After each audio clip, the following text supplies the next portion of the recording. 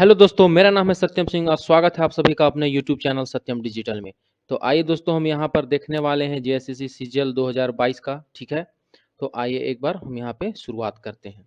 तो देखिए, आज हम यहाँ पे जेएसएससी सीजीएल जो 2022 है, इसके जो लैंग्वेज पेपर हैं, जो सेकंड पेपर, जो खोटा पेपर है, हम उसका देखने वाले हैं। ठीक है, तो जिस भी स्टूडेंट का लैंग्वेज पेपर खोटा है, तो आज हम उसका कुछ टॉप एमसीक्यूज क्वेश्चन देखने वाले हैं। तो अभी तक अगर आपने चैनल को सब्सक्राइब नहीं किया है तो सबसे पहले इस चैनल को सब्सक्राइब कर ले, बेल आइकन को प्रेस करें और ऑल नोटिफिकेशन पे क्लिक करें। आप चाहे तो चैनल के प्लेलिस्ट पे जाके जैसे सीजीएल का खोटा का बहुत सारा वीडियो अपलोड है, आप वहां से भी उसको देख सकते हैं। तो आइए अब हम अपने एमसीक्यू की ओर बढ़ते हैं। ठीक है दोस्तों, ध्यान से देखिएगा, एमसीक्यू बहुत ही इंपॉर्टेंट है आपके एग्जाम के पॉइंट ऑफ व्यू से। तो यहाँ पे देखिए, जो हमारा पहला एमसीक्यू है आज का, पहला एमसीक्यू है कि गोबरा के कपार के मायर के फोर दे है। देखिए, अगर आपने कहानी पढ़ा होगा तो आपको याद होगा, अगर आपने इसके नाटक कहानी अगर पढ़े हुए हैं तो आपको याद होगा कि जो गोबरा नाम का व्यक्ति है, उसका कौन जो है सो माथा, उसके कपार का मतलब होता है खोटा में माथा को, हेड को क्या बोलते हैं, कपार बोलते हैं। ठीक है, मार के कौन फोड़ देता है? तो ऑप्शन यहाँ पे आपके चार हैं: बाबा भगत, चरक बहरी थाना के सिपाही, अघनू लाला या चरक बहरी थाना के दारोगा। तो इसका करेक्ट आंसर क्या होगा दोस्तों? तो करेक्ट आंसर ऑप्शन डी होगा। ठीक है, गोबरा का कपार जो है वो चरक बहरी का थानेदार जो रहता है वो क्या करता है, उसका मार के माथा फोड़ देता है। आइए नेक्स्ट क्वेश्चन देखते हैं, क्वेश्चन नंबर 2। क्वेश्चन नंबर 2 है कि अजगर नाटक के शोषक और अत्याचारी केकरा बतवल गेल है। अगर आपने अजगर नाटक पढ़ा होगा दोस्तों, आपको पता होगा कि अजगर नाटक में जो है वो किसे शोषककारी और अत्याचारी बताया गया है। यहाँ आपके ऑप्शन चार हैं: भंगरा, बाबा भगत, बीतना या ई सभे का। तो यहाँ पे देख लीजिए, यहाँ पे सही ऑप्शन क्या होगा? ऑप्शन बी होगा। ठीक है, बाबा भगत। अगर आपका भी ऑप्शन बी है तो आप बिल्कुल करेक्ट हैं। ठीक है, आइए क्वेश्चन नंबर 3 देखते हैं। क्वेश्चन नंबर 3 है कि कालू राम कतना बछर पहले गाँव में एगो भिखमंगा के रूप में आयल रहो हल। आयल हेल, मतलब जो कालू राम जो है दोस्तों, ठीक है, जो कहा कालू राम है, वो कितना साल पहले गांव में एक भिखमंगा के रूप में आया था? तो देखिए, इसका सही ऑप्शन क्या होगा? 50, 20, 25 या 40 वर्ष पहले ये गांव में आया था एक भिखमंगा के रूप में। तो इसका जो करेक्ट आंसर है दोस्तों, ये ऑप्शन डी है। ठीक है, देखिए, कालू राम जो था दोस्तों, ये 40 साल पहले गांव में एक भिखमंगा के रूप में आया था। लोग इसको यहाँ पे क्या किए, बसाए, खाना पाना दिए, उसके बाद ये यहीं पे रहने लगा और यहीं के लोगों को क्या करने लगा, शोषण करने लगा था कालू राम। तो ये 40 साल पहले गांव में एक भिखमंगे के रूप में आया था। नेक्स्ट क्वेश्चन देखिए, क्वेश्चन नंबर 4। सोंध माटी कौन कहानी नाय हक है? देखिए दोस्तों, अगर आपने सोंध माटी पुस्तक पढ़ा होगा, कहानी कहानी एवं कविता संग्रह है सोंध माटी। ठीक है, जिसके लेखक कौन है? प्रोफेसर विनोद कुमार। ठीक है, तो इसमें कहानियों की संख्या कितनी है? 10 है। और अगर कविता की संख्या पूछेगा तो 31। ठीक है, इसमें 10 कहानियां और 31 कविता है, लेकिन हमें पढ़ना सिर्फ क्या है, इसके कहानियों को पढ़ना है। तो आपको पता होगा कि सोन माटी अगर कहानी में अगर आपने इसका वीडियो नहीं देखा है तो चैनल के प्लेलिस्ट में जाके देख सकते हैं। ठीक है, तो इसका करेक्ट आंसर क्या होगा बताइए? मलकी बहू, हुब, चानो वाली या धुआंधंधा। तो देखिए दोस्तों, आपको देखने से तो लग रहा होगा कि सब जो है इसी के कहानी है। ठीक है, लेकिन इसका करेक्ट आंसर क्या होगा? तो करेक्ट आंसर होगा सी। ठीक है, करेक्ट आंसर क्या होगा? चानो वाली। देखिए दोस्तों, मलकी बहू जो है एक कहानी का नाम है सोंध माटी का, हुब भी जो है एक कहानी है किसका? सोंध माटी पुस्तक का, और धुआं धंधा भी जो है सो कहानी है। लेकिन जो चानो वाली है, ठीक है, चानो वाली क्या है दोस्तों? एक किरदार है। चानो वाली एक कहानी के पात्र का नाम है चानो वाली। अगर आपको कहानी याद होगा तो इस कहानी का क्या नाम है? ओद दीदा। ठीक है, जिसमें एक महिला रहती है जो कि कहाँ की रहती है? चानो गांव की रहती है, इसलिए लोग उसे प्यार से क्या कहते थे? चानो वाली कहकर पुकारते थे। तो चानो वाले क्या है? एक किरदार है, ना कि एक कहानी है। इसलिए क्या होगा? क्वेश्चन हमसे क्या पूछा था कि कौन कहानी नहीं है, तो क्या होगा? चानो वाली। नेक्स्ट क्वेश्चन देखिए, क्वेश्चन नंबर 5। मोहन कर कै गो बेटा रहो है? अगर आपने चितरंजन महतो चित्रा का पढ़ा होगा कहानी छाहर, तो उसमें आपने देखा होगा कि रोहन मोहन दो मजदूर का जिक्र आता है। तो उसमें पूछ रहा है कि जो मोहन नाम का जो मजदूर है, उसके कितने बेटे हैं, उसके बेटों की संख्या कितनी है? तो क्या होगा? 2 होगा, 3 होगा, 4 होगा या पता नहीं। तो इसका करेक्ट आंसर क्या होगा दोस्तों? तो इसका करेक्ट आंसर होता है 3। ठीक है, इसका करेक्ट आंसर क्या है? 3 है। मोहन के कितने बच्चे हैं? तो 3 बेटे हैं। ठीक है, आइए नेक्स्ट क्वेश्चन देखते हैं, क्वेश्चन नंबर 6। दामोदर कोराय का कथानक आधारित है। दामोदर का जो कोराय का जो कथा है दोस्तों, ठीक है, तो ये किस किस पर आधारित है? काल्पनिक है या लोक कथा है या वास्तविक है या एक जनश्रुति है? ठीक है, तो इसका सही आंसर क्या होगा दोस्तों? तो सही आंसर ऑप्शन डी होगा, जनश्रुति है। ठीक है, ये सब बहुत इंपॉर्टेंट क्वेश्चन है, आप जरूर इसे नोट डाउन करेंगे या फिर आप एक बार इसका रिवीजन जरूर करें दोस्तों। ठीक है, क्वेश्चन नंबर 7 देखिए, महेसर के रघु घर पहुंचल पर स्वागत के करो है। देखिए आपने पढ़ा होगा, ठीक है, ये लिखा हुआ है उग्रवाद समस्या के ऊपर कहानी दोस्तों। ठीक है, जब महेसर जो है कहाँ जाता है, रघुनाथ से मिलने के लिए उसके घर पहुंचता है गांव में शाम में, तो उसका स्वागत वहां पर कौन करता है? महेसर की बहू करती है या रघु का पुतोह करती है, महेसर के भाई करता है या रघु का बहू करता है? ठीक है, तो करेक्ट आंसर क्या होगा दोस्तों? रघु के बहू करती है। देखिए महेसर तो रघु से मिलने के लिए गया था ना, और रघु की जो बहू रहती है वो उसकी स्वागत करती है। तो करेक्ट आंसर क्या होगा? Option D.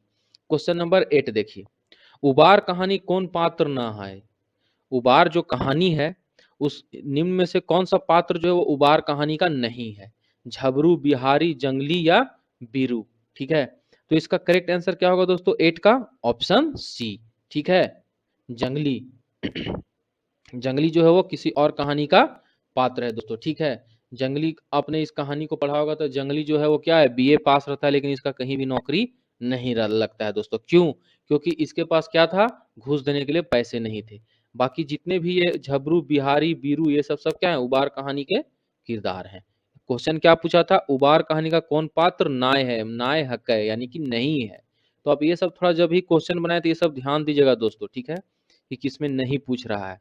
क्वेश्चन नंबर 9 देखिए, मोथ मांस काम नास, 3 आमदनी 13 खर्चा, डोरा पड़ गेलक मकीन एठनी नी गेला, ई बात कौन कहानी कहल गेल है? ठीक है, देखिए दोस्तों, अगर आपने कहानी ध्यान से अगर पढ़ा होगा, आपको याद होगा, ठीक है, तो ये कहानी कहाँ था? तो ये कहानी किसमें था? नावा छोट जमींदार, समय कटवा तस खेला, संस्कृति का झगड़ा या बुबा एगो कहानी कही दे। ठीक है, तो आपको अगर याद होगा तो इसमें कौन इसमें था? तो इस सही आंसर क्या होगा? ऑप्शन डी होगा। ठीक है, बुबा एगो कहानी कही दे में जो गंगा नारायण रहते हैं वो क्या करते हैं? अगर मैं करेक्ट हूँ दोस्तों तो शायद गंगा नारायण ही नाम है उनका। ठीक है, तो इस कहानी के जो मुख्य पात्र हैं वो क्या करते हैं? बच्चों को कहानी सुनाते रहते हैं और वही इसमें बच्चों को बताते हैं कि जो दारू मांस वगैरह है जो क्या है, सभी नाश दे रहा है इंसानों का। 3 कमाई हो रहा है और 13 खर्चा हो रहे हैं। तो ये किस कहानी का है? बुबा एगो कहानी कही दे।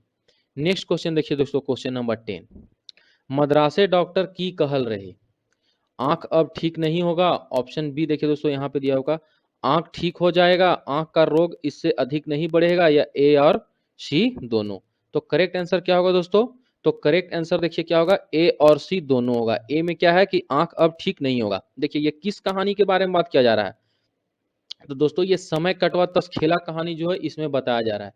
इसमें जो 3 किरदार थे ए बी सी, ठीक है, तो इनमें जो चिन्मय मुखर्जी रहते हैं, सी, ए से आनंद, बी से बालकृष्ण और सी से चिन्मय। ठीक है, कहानी का नाम क्या है? समय कटवा तस खेला।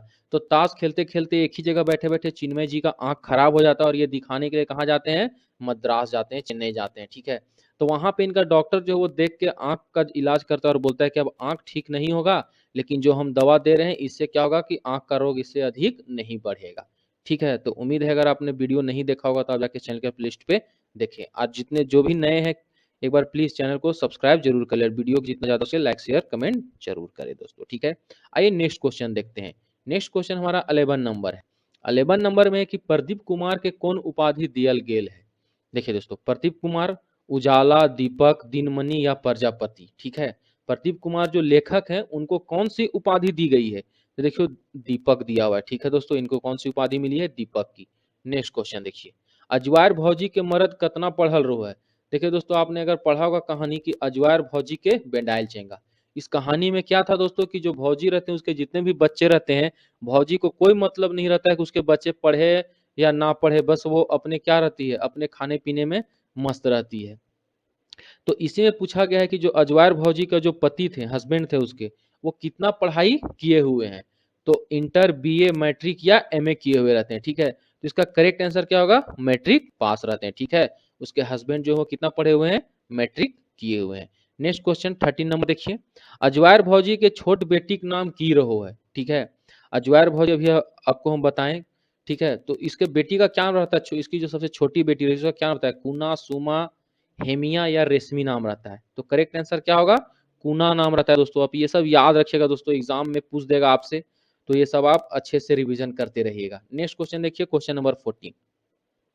किसना के बाप बोन गेल परे कौन चीज के साग खैले रहो है। देखिए किसना के बाप, बोन बोलते हैं दोस्तों खोरठा में क्या होता है, बोन का मतलब होता है जंगल, ठीक है, इंग्लिश में फॉरेस्ट बोलते हैं, ठीक है, और इसी को क्या बोलते हैं हिंदी में जंगल बोलते हैं, और बोन खोरठा में बोन बोलते हैं। तो जो किसना के पिताजी जो रहते हैं दोस्तों, वो जब जंगल जाते हैं तो किस चीज का साग को खाते हैं, ठीक है, किस चीज को साग खाइले रहो है। तो देखिए सुसनिक साग, कांदाक साग, मुनगाक साग या कोंडार के साग, यानी कोनार जो हम लोग खाते हैं, ठीक है, कोनार का साग। तो सही ऑप्शन क्या होगा दोस्तों, तो मुनगा के साग खा के जाते हैं वो, ठीक है, मुनगा के साग खाए हुए रहते हैं जब वो जंगल जाते हैं किसना के पिताजी। क्वेश्चन नंबर 15 देखिए, डाह नाटक, ठीक है, क्वेश्चन नंबर 15, डाह नाटक नाटक सरकारी वकील करब बतवल गेल है। देखिए अगर आपने डाह नाटक पढ़ा होगा दोस्तों, जिसमें क्या है, विराट है, विवेक है, शेखर है, ठीक है, रचना भावना है, जिसमें क्या दिखाया गया है दोस्तों कि जो है क्या है, डाह होता है किसी से ईर्ष्या हो जाता है, और विराट जो होता है वो क्या करता है, विवेक के भाई को बहका के और उसकी हत्या कर देता है। तो अगर आपने डाह नाटक पढ़ा होगा दोस्तों तो आपको पता होगा कि इसमें दो वकील रहते हैं, ठीक है, एक सरकारी वकील रहते हैं और एक दूसरे पक्ष के वकील रहते हैं। तो इसमें सरकारी वकील किसको बताया गया है, ठीक है, तो ये सब चीज आप नोट डाउन करके जरूर रखिए कि डाह नाटक में सरकारी वकील कौन है। तो बख्शी जी, गुप्ता जी, सेवक राम जी, या ये सभी जो है वो सरकारी वकील हैं। तो इसका करेक्ट आंसर क्या होगा दोस्तों, करेक्ट आंसर ऑप्शन बी है आपका, ठीक है, गुप्ता जी है जो कौन है, वो सरकारी वकील हैं, याद रखिएगा। कोई भी मुजरिम को अगर वो वकील अपने से ठीक नहीं कर सकता है दोस्तों, क्या होता है, उसको सरकार की तरफ से एक सरकारी वकील दिया जाता है ताकि वो अपनी केस का पक्ष को रख सके, ठीक है। आइए नेक्स्ट क्वेश्चन 16 देखते हैं, करम पर्व खीरा कौन कामना के प्रतीक है। देखिए आप सब जानते हो कि करम पर्व जो है दोस्तों मनाया जाता है, ठीक है, भादो मास में मनाया जाता है, भादो महीने में। तो करम पर्व में जैसे देखो आप जानते हो कि भाई बहन का ये त्योहार है, लेकिन इसमें जो खीरा, ठीक है, करम पर्व में क्या होता है, खीरा की बहुत ही इसका महत्व है दोस्तों, ठीक है। तो खीरा जो होता है इसकी किस कामना के प्रतीक है, खीरा जो है वो किस कामना के प्रतीक है, स्वस्थ रहने का प्रतीक है, हरियाली का प्रतीक है, उजियारा के कामना करने का प्रतीक है, या बेटा पावे का कामना का प्रतीक है। तो जो खीरा करम पर्व है उसमें जो खीरा जो है दोस्तों ये कामना किया जाता है, खीरा जो है किसका प्रतीक है, तो बेटा पाने का प्रतीक है, याद रखिएगा। करेक्ट आंसर आपका ऑप्शन डी होगा। नेक्स्ट क्वेश्चन देखिए, खोटा कांठे पैदे खेड़ी कैसन किताब लागे। देखिए दोस्तों आप अगर पढ़े होंगे तो आपको पता होगा कि खोटा जो कांधे बैठे खड़ी है वो कैसा पुस्तक, वो कैसा किताब है, खोटा कांठे पैदेक खंडी जो है ये कैसा किताब है, निबंध संग्रह, कविता संग्रह, उपन्यास है, या प्रबंध काव्य है, ठीक है। तो आपको क्या होगा, ये कविता संग्रह, याद रखिएगा, खोटा कांठे पैदे कड़ी क्या है, कविता संग्रह। देखिए दोस्तों जैसे आपसे पूछ देगा कि छाहर जो है वो कैसा किताब है, खोटा पुस्तक छाहर कैसा किताब है, तो कहानी संग्रह है। उसी तरह आपसे पूछ सकता है कि सोंध माटी जो खोटा पुस्तक है वो कैसा किताब है, तो कहानी एवं कविता संग्रह है। तो इसी तरह देखिए आपका एक क्वेश्चन यहाँ पे आ गया है कि खोटा कांठे पैदे खंडी जो है वो कैसा किताब है, तो वो एक कविता संग्रह का किताब है। आइए नेक्स्ट क्वेश्चन देखते हैं 18 नंबर। हमारा 18 नंबर क्वेश्चन है कि मोरे के लूर कविता रचना बछर बतावा। कविता है मोरे के लूर, ठीक है दोस्तों, ये कब इसकी रचना की गई थी, 1983, 1986, 1967 या 1969 में, ठीक है। तो इसका करेक्ट आंसर क्या होगा दोस्तों, 1983 होगा, ऑप्शन ए करेक्ट आंसर होगा। 19 देखिए, अंगसरेक मांझी ककरा बनवल गेल है, ठीक है, अंगसरेक मांझी ककरा बनवल गेल है, जोगना मांझी, कमल केतु, सरंची, या सुगना मांझी का। तो करेक्ट आंसर क्या होगा दोस्तों, करेक्ट आंसर होगा सुगना मांझी, याद रखिएगा, ठीक है। 19 का आंसर क्या होगा, सुगना मांझी को बनाया गया था क्या, अंगसरेक मांझी, उसको अंगसर जो था वो क्या क्या था, वहां का मांझी किसको बनाया गया था, सुगना मांझी को बनाया गया था, ठीक है। आइए हम अपना आज का लास्ट क्वेश्चन देखते हैं दोस्तों। टॉप 20 क्वेश्चन हम देख रहे थे एमसीक्यू का, खोरठा का, जो भी जेएसएससी सीजीएल की तैयारी कर रहे हैं और उनका लैंग्वेज पेपर खोरठा है, तो हम उसी का एमसीक्यू आज देख रहे थे दोस्तों, ठीक है। तो देखिए लास्ट हमारा जो है इस एमसीक्यू का पार्ट 1 का, कौन पूर्णा सभ्यताक आधारे ई दामोदरे के खंड काव्य लिखल गेल है, ठीक है, नालंदा खंडहर, इसको खंडहर, चेचगांवगढ़ खंडहर, या दुलमी खंडहर, ठीक है। दोस्तों अगर आप पढ़े होंगे सभ्यता के बारे में कि कौन पुराना सभ्यता के आधार पर दामोदरे के खंड, ठीक है, दामोदर कोराय जो लिखा गया है, तो नालंदा खंडहर, इसको खंडहर, चेचगांव खंडहर, तो ये लिखा गया दोस्तों ऑप्शन सी, ठीक है। चेचगांव गढ़ का जो खंडहर है उसी के ऊपर लिखा गया है दामोदरे खंडकाव्य जो है, ठीक है। तो उम्मीद है दोस्तों कि ये जो टॉप 20 क्वेश्चन है आपका काम आया और आपके एग्जाम में बहुत ही सहायता करे, आपको सहायता प्रदान करे। आपको अच्छा लगा होगा तो मिलता हूँ इसके नेक्स्ट पार्ट में, ठीक है दोस्तों। तो थैंक्स फॉर वॉचिंग। जय हिंद दोस्तों।